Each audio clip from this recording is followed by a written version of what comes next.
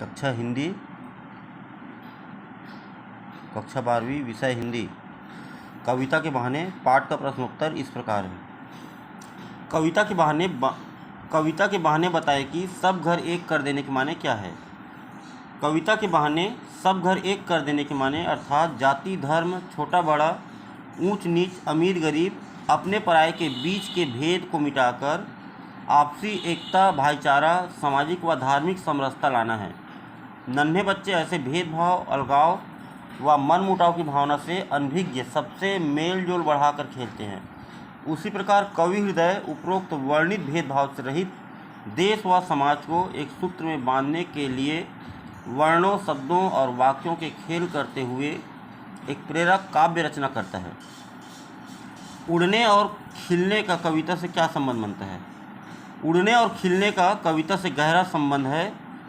कविता की उड़ानें वास्तव में कवि हृदय की भावनाएं, उसके मस्तिष्क की सोच, विचार, कल्पनाएं, उसके अंतर चेतना की आकांक्षाएं हैं जो असीमित होती है। खिलना विकास का प्रतीक है, अतः पुष्प के खिलने से वातावरण सुगंधित होता है, मानव मात्र में ताजगी का एहसास दिलाता है। उसी प्रकार कविता की उड़ानें मानव मात्र के मन, मस्तिष्क और हृदय की उड़ान का प्रतिनिधित्व कर उनके व्याकुल, संतप्त, व्यथित हृदय, मन, मस्तिष्क की तृष्णा को नई ऊर्जा और आशाएं प्रदान कर शांति व सुकून प्रदान करती है। कविता के संदर्भ में बिना मुरझाए महकने के माने क्या होते हैं?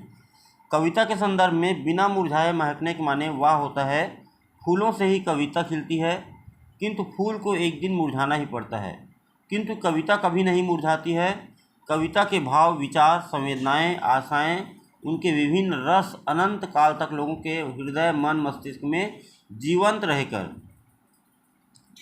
ताजगी प्रदान करते हैं। हजारों वर्ष पूर्व की कविता भी पढ़ते सुनते वक्त की वही रसोत्पादन करती है जो पूर्व में थी।